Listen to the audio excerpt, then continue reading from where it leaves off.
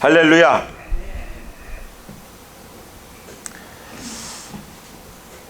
이 세상에는 참 수많은 사람들이 살아가고 있습니다. 내 눈앞에 보이는 사람만 살아가고 있는 것이 아니라 보이지 않는 너무나도 많은 사람들이 살아갑니다. 아담 때부터 지금까지 이뤄놓고 보면 정말 많은 사람이 살다 갔고 살아가고 앞으로도 살아갈 것입니다.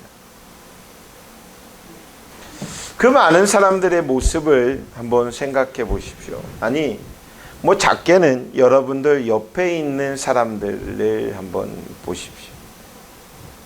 각양각색이시죠. 똑같은 옷을 입고 있는 분이 없어요. 인생살이의 그 모습들을 이야기를 듣다 보면 정말 천태만상이다라고 말할 수 있는 그런 인생들을 살아갑니다. 똑같이 살아가는 사람은 단 한 명도 없습니다.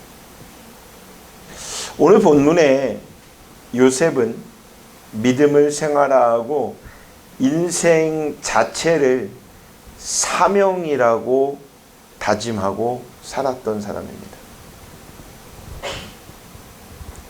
그는 매우 열악한 자신의 입장과 처지를 알고 있었던 사람입니다. 그러나 그는 자신의 처지와 입장이 결코 비관하거나 불만하거나 불안하거나 하지 않았습니다. 그것은 무엇으로 보여지냐면 환경을 탓하지 않았습니다.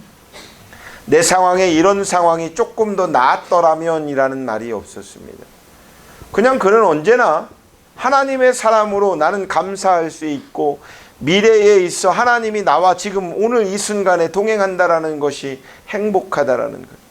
그래서 그는 어디에서나 어느 곳에서나 누구와 만나더라도 신실할 수밖에 없었던 사람입니다. 이런 요셉처럼 살아가는 인생들이 모두가 되시길 주의 이름으로 축원합니다. 비판하지 마십시오. 비판할 자격이 있다라는 건 어떤 사람인지 아십니까? 나는 그러지 않을 수 있는 사람이어야 합니다. 말만 하는 것이 아니라 행동으로 실천할 수 있는 사람입니다. 예전에 제가 너무 심해서 말 따로 행동 따로 하시는 어떤 한 분이 있는데 너무 심해서 그분과 함께 제가 그 직무를 담당하지 못할 것 같았어요. 그래서 제가 이런 얘기를 했어요. 목사님, 제가 도저히 이 일을 같이 못하겠습니다. 그래서 저는 제 자리를 그만 내려놓겠습니다. 그랬더니 하시는 얘기가 협박하는 겁니까? 자리를 걸고 협박합니까? 겁박합니까? 라고 얘기를 하더라고요. 그래서 제가 뭐라고 했냐면요. 협박은요. 행동하지 않고 말하는 것을 협박이라고 합니다. 근데 말한 걸 실천하는 것은 협박이 아니라 진실입니다. 그래서 정말 그만두겠습니다. 하고 그만뒀던 일이 있었어요. 지금 생각해봐도 그때의 그 일은 참 내가 잘 그만두지 않았을까라는 생각을 해봅니다.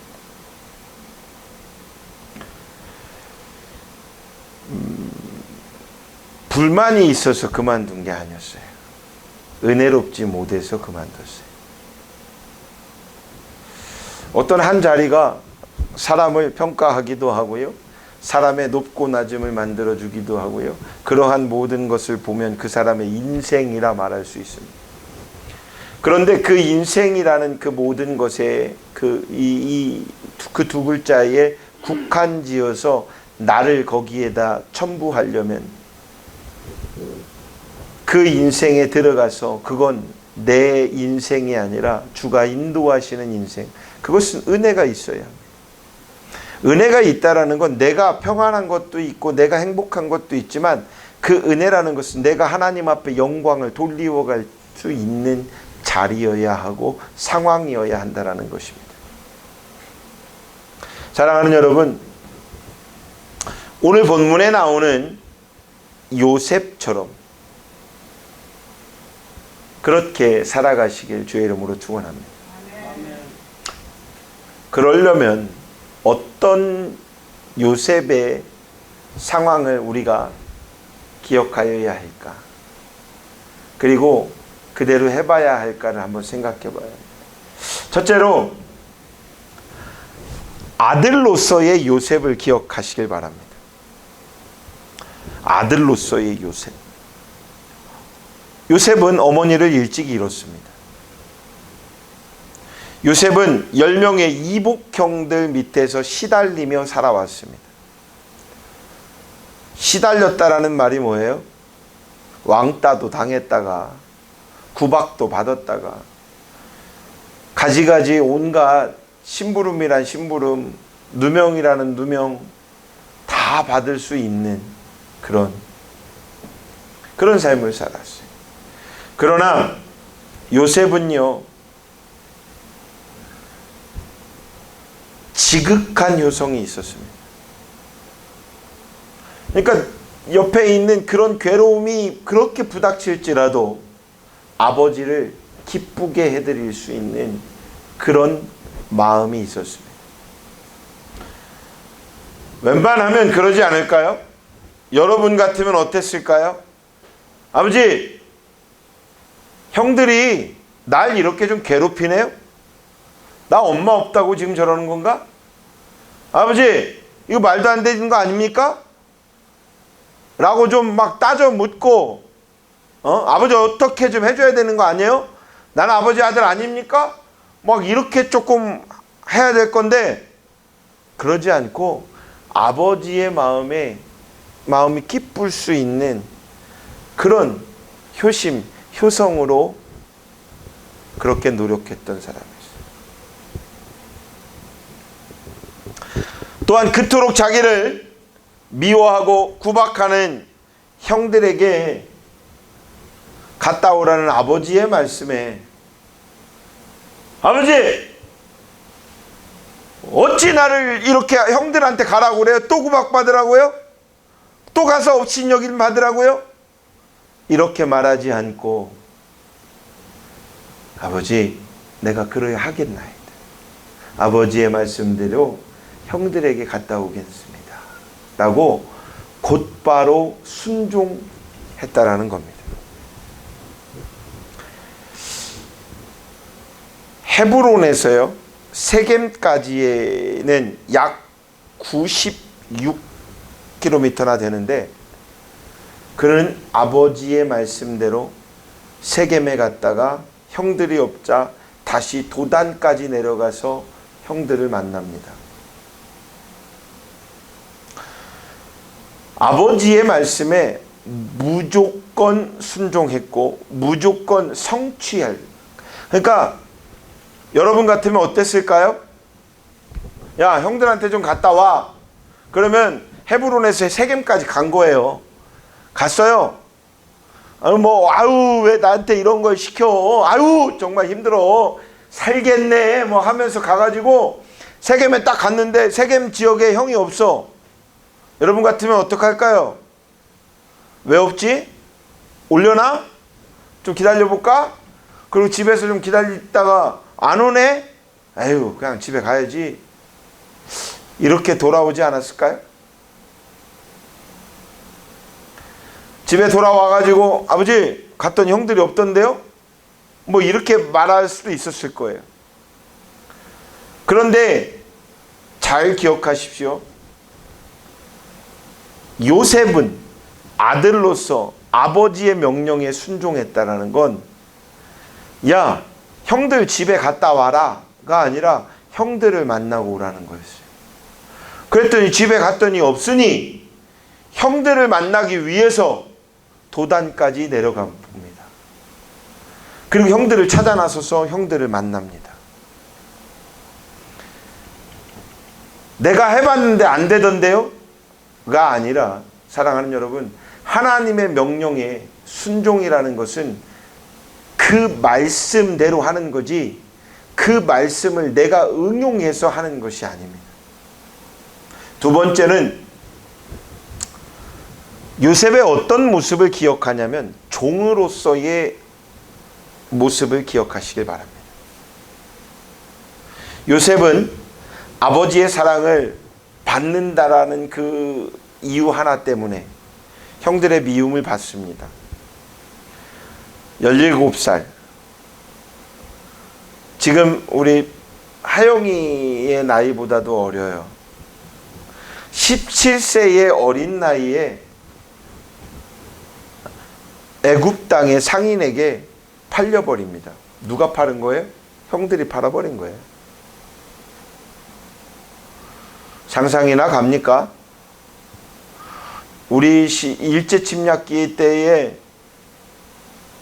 좀 팔아먹은 사람들이 있기도 하더라고요. 근데 그 사람들도 가족은 안 팔아먹었던 것 같아요. 가만히 영화를 봐도 또 유적을 보거나 역사를 좀 살펴봐도 명분이 있어요. 어떤 명분이냐면 가족들을 위해서 그랬대. 근데 요셉의 형들은 가족인 동생인 요셉을 팔아버려요. 애굽의 시위대장 보디발의 집에 그 팔림으로 인해서 17세의 어린 나이에 요셉은 종으로 들어가게 됩니다. 그러나 요셉은 자신을 판 형들에 대해서 성경을 보면 단 한마디의 원망이나 불평도 하지 않았습니다. 그는 종으로서 맡은 바의 책임을 또 다합니다. 그 상황이 되면 그 상황에 대해서 열심을 다했습니다.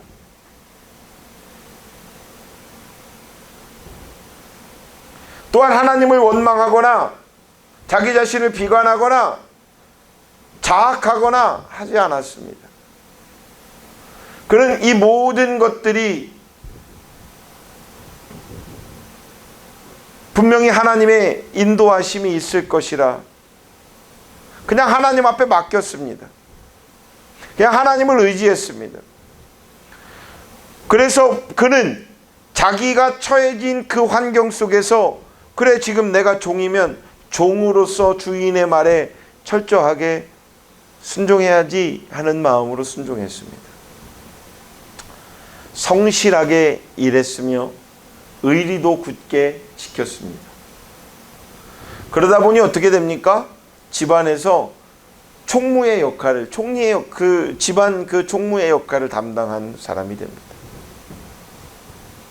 세 번째로 죄수로서의 요셉을 한번 생각해 보아야 합니다. 기억하시길 바랍니다. 요셉은요, 아담하고 준수하고 또 신실한 그런 요셉을 한번 여러분 머릿속에 그려보십시오. 그 요셉은 최선을 다하며 주인의 집에 충성했습니다. 그렇게 충성하다 보니 보디발의 아내가 눈에 들어온 거야, 요셉이. 그래서 아내가 바람을 좀 펴보려고 생각을 한 거야. 누구와? 요셉과. 그래서 유혹을 합니다. 야, 보디발이 이제 보디발이라네. 요셉 이리 와봐. 그래서 어떻게 그냥 동침을 해보려고 했는데 요셉이 누구예요? 종이었잖아요. 종의 신분으로 주인의 아내와 그럴 수는 없기 때문에 요셉은 거부합니다. 그러니 이 아내가 보디발의 아내가 얼마나 열받아요. 그리고 만약에 이것을 남편에게 꼬발르면 어떻게 돼요? 큰일 나잖아요. 그러니까 역으로 거짓말을 합니다. 요셉이 나를 겁탈하려고 그랬다. 무고죄의 성립이 됩니다. 그런데 억울하게 누명을 쓴 요셉. 누명을 썼어요. 그래서 감옥에 들어갑니다. 근데 감옥에 들어가면 여러분 또 여러분의 상황을 요셉에 한번 이렇게 매칭을 해 보십시오. 그럼 여러분들은 어떡합니까? 나 억울합니다. 난 그러지 않았습니다. 저 사람이 그랬습니다. 막 이렇게 막 좀 항변하고 좀 그래야 되지 않을까요? 그러나 요셉은 자신의 억울함에는 개의치 않았습니다. 그 어떠한 변명이나 불평함이 없이 그는 맡은 바, 그가 맡은 게 뭐예요? 지금 거기에선 죄수잖아요. 죄수. 감옥 안에 있는 죄수. 그 죄수로서의 생활을 충실히 했다라는 것입니다. 참 보면 미련할 것 같기도 하고 바보스럽기도 하죠. 순종하는 자의 모습은 바로 이렇게 누군가가 세상의 눈으로 보면 바보스럽기도 하고 미련스럽기도 할 것입니다. 그러나 하나님은 그런 순종하는 자를 찾고 계신다라는 것입니다. 사랑하는 여러분, 그렇게 맡은 바에 자신의 삶 속에서 최선을 다하고 있는 그 요셉의 모습 때문에 여호와 하나님은 요셉과 함께 하셨습니다. 여호와 하나님은 요셉에게 더욱더 인자하신 하나님으로 다가서셨습니다. 그러므로 말미암아 그 옥사에서부터의 요셉의 삶은 방향이 바뀌어집니다. 하나님의 은혜가 임재하더라는 것이죠. 그리고 그의 삶의 모든 범사에 형통함을 허락하셨다고 창세기 39장 19절부터 23절까지 보면 나오게 됩니다. 마지막 네 번째는요, 총리, 한 나라의 총리가 된 요셉을 기억하시길 바랍니다. 죄수가 총리가 되는 일, 과히 있을 수 없는 일이죠. 요셉은 하나님의 지혜로 바로의 꿈을 해석해주고 애굽의 총리로 중용되는 사건이 일어납니다. 하나님께서는 그를 애굽인도 아닌 이방인 노예로서 죄수의 신분인 그가 도저히 상상할 수도 없는 위치인 총리에 올려놓으셨다는 것입니다. 이것은 참으로 크고 위대하신 하나님의 은혜였습니다. 그는 7년 동안의 풍년과 7년 동안의 흉년을 잘 대처했습니다. 그래서 총리로서의 위기 속에 애굽을 건져내는 그러한 유일무이한 총리의 역할을 담당한 자가 됩니다. 총리 정도가 되면 요즘같이 부정부패를 없애야 됩니다, 막 이렇게 얘기, 그때도 그런 말은 했겠지만 총리 자리 정도면 부정부패가 아니라 누군가가 막 갖다 주고 뭘 하는 게 좀 많지 않을까요? 세상 것이 다 내 것이 좀 될 수 있지 않을까요? 사리사욕에 얽매일 수 좀 있지 않을까요? 욕심 조금 내봐도 되지 않을까요? 욕심 안 내봐도 채워지니까. 그러나 그는 사리사욕에 얽매이지 않았습니다. 그는 자신의 유익이 아닌 왕의 소유를 더욱더 많아지게 만들어줬습니다. 그것이 총리의 역할이라 그는 생각했습니다. 그리고 모든 인류를 똑같이 사랑했다는 것이죠. 오늘 기도하시길 바랍니다. 기도한 대로 하나님 되실 것입니다. 제가 차량을 갖다가 우리 손명수 성도님을 태워가지고 오는데 문득 월평 자동차 그 매매상가에 차들이 엄청 빠져 있는 것을 봤어요. 매주 그렇게 다니면서 왜 오늘 그렇게 눈에 들어왔나 몰라요. 너무 많이 빠졌어요. 왜 이렇게 많이 비었지? 그랬더니 우리 손성도님이 얘기를 하더라고요. 이렇게 많이 비웠어요. 근데 문득 제가 제 입에서 이런 말을 했어요. 이 땅 다 우리 땅 되게 해달라고 이제 기도해야 돼. 거기가요, 누가 쉽게 못 사요. 왜 못 사냐면 묶였어요. 뭐가 묶였냐면 높이 제한에 묶였어요. 상수도 때문에. 땅은 큰데 누군가가 여기 와서 그것은 시장을 이렇게 웅른다고 해서 될 일도 아니고, 상수도 보호구역이라고 하는 것은 제한구역이 돼요. 그러니까 투자 대비 이익이 창출되지 않을 땅은 투자자들이 보질 않죠. 건설업자가 보질 않겠죠. 근데 교회는 볼만할 것 같아요. 저는 거긴 잘 몰라요. 근데 높이 제한이 4층이건 5층이건 거기 옆에 있는 철도공사 정도 되면은 충분하지 않을까. 근데 거기 땅만큼 될 것 같아. 거기 땅보다 좀 더 클라나? 키오스크 열어서 잘 자리 잡고 거기 있는 땅에다가 우리가 원하는데 높이 높을 게 뭐가 있어. 한 4, 5층이면은 충분하잖아. 대전에서 교회 복합단지를 한번 만들어 봐도 좋지 않을까 하는 생각이 좀 들었어요. 우리 손명성도님 최고 좋을 것 같은데, 바로 문 앞에라. 근데 이게 망상일까요? 아니요. 제가 어제 차 엔진 오일을 갈러 가서 어느 한 목사님을 만났습니다. 얘기하다 보니까 한 2시간여 된 것 같아요. 근데 얘기를 듣고 제 얘기를 하다 보니까, 얘기를 듣다 보니까 이분은 저보다 목회의 선배입니다. 근데 그분의 목회에 있는 이야기, 그 상황을 보다 보니까 은혜를 갈급하고 있구나. 그런데 그러지 않는 척하는 것 같구나라는 생각이 좀 들었어요. 좀 아쉬웠어요. 그런데 저의 얘기를 해줬어요. 앞으로의 지금 현재와 앞으로의 나갈 얘기가 아니라 저 지난 얘기만 좀 해줬어요. 그 지난 얘기에 대한 간증만 얘기를 해줬어요. 근데 그 간증이라는 게 뭐냐면 내가 어떻게 한 게 없는 것을 얘기해 줬어요. 근데 내가 한 거라고는 고작 딱 하나였다라는 거였어요. 하나님을 믿고 있었다라는 거예요. 내 것이 아니었다라는 거예요.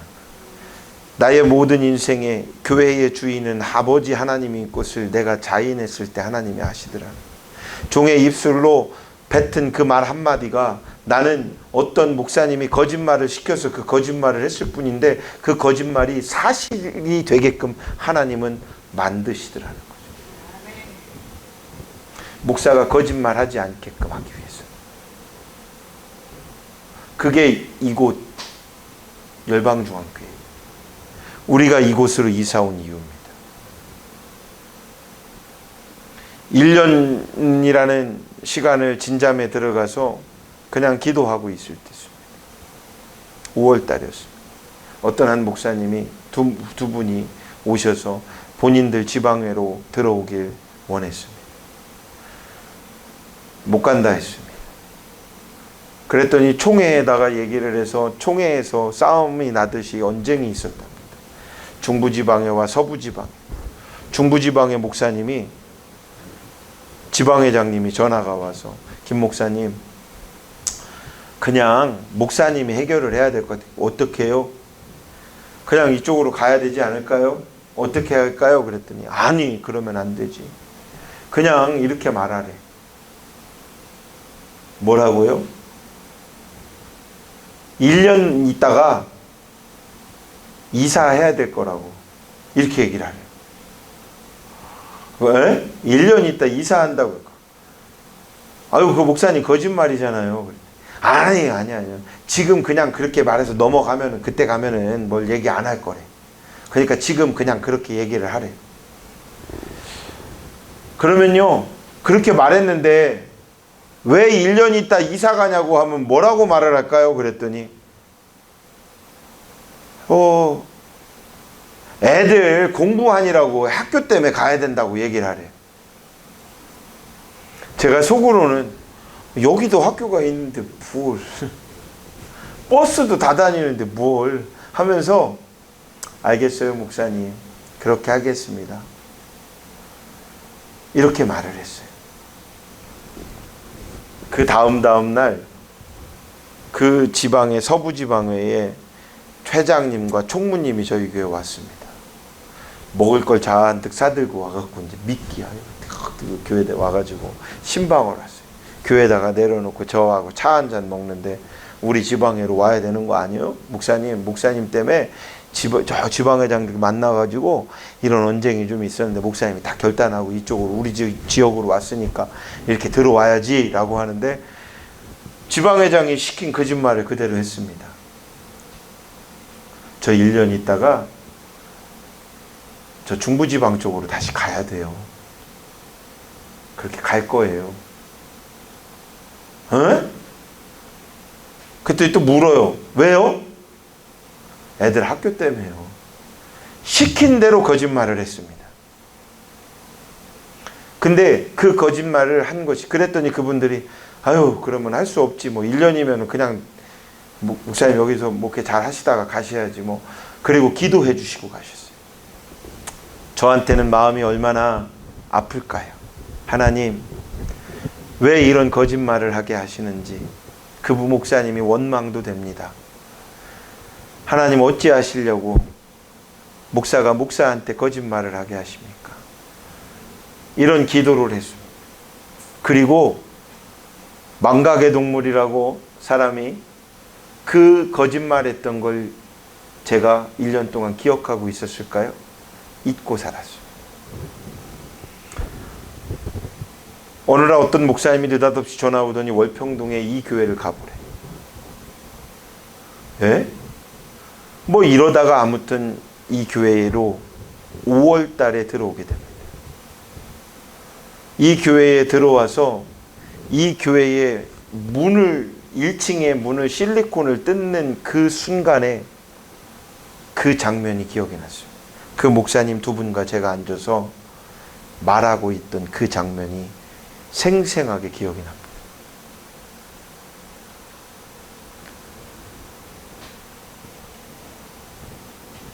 감사했지만 회개했습니다. 잃어버린 것에 회개했습니다. 나는 잊고 살지만 내 말을 하나님은 기억하시고 하나님께서 예비하신 그 길로 인도하셨다라는 것입니다. 믿으십시오. 우리는 실수투성이인 인생을 살아갑니다. 그러나 그 실수투성이의 인생을 주관하시는 이가 계십니다. 그분이 여러분의 아버지 하나님이십니다. 사랑하는 여러분,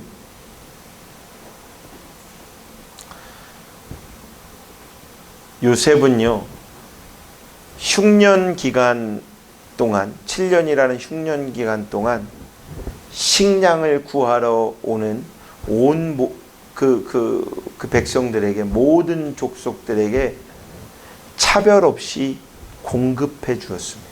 나눠줬습니다. 뿐만 아니라 흉년을 당한 자기 가족을 살립니다. 자기를 미워하고 죽이려 했던 형들을 종으로 팔아버린 원수 같은 형들을 용서하고 사랑합니다. 바로 그가 이스라엘 민족을 이루게 되는 그 시발점에 요셉이 놓여 있었다라는 것입니다. 사랑하는 여러분, 우리들도 어떠한 상황에서 어떠한 이유가 닥칠지라도 어떠한 모습에 처해질지라도 언제 어디서나 누구와 함께 있을지라도 크리스찬으로서 예수를 사랑하는 예수의 제자로서 하나님의 자녀로서 신실하게 살아가시길 주의 이름으로 축원합니다. 기도하겠습니다. 사랑하는 아버지 하나님 감사합니다. 어디로 가든지 하나님은 우리를 지키시고 감찰하시고 인도하시는 그 하나님이심을 우리가 알고 믿고 있습니다. 그러나 하나님을 보지 못하는 우리의 눈에 하나님을 망각하며 하나님을 잊고 살며 그러다 보면 때로는 원망할 때도, 때로는 세상살이에 힘들어 지쳐 좌절할 때도 많았음을 고백합니다. 그때마다 우리를 꾸짖지 않으셨고 우리를 품어 안아 주셨고 감싸 주신 하나님, 하나님의 그 은혜에 감사하고 주님 앞에 찬양을 드립니다. 우리의 삶 가운데 요셉처럼 어떠한 환경과 어떠한 이유와 어떠한 여건 속에서도 정말 신실하게 최선을 다하며 하나님의 자녀답게 살아갈 수 있는 열방중앙교회 모든 성도들 되게 하여 주시옵소서. 예수님의 이름으로 축복하며 기도드렸사옵나이다. 아멘.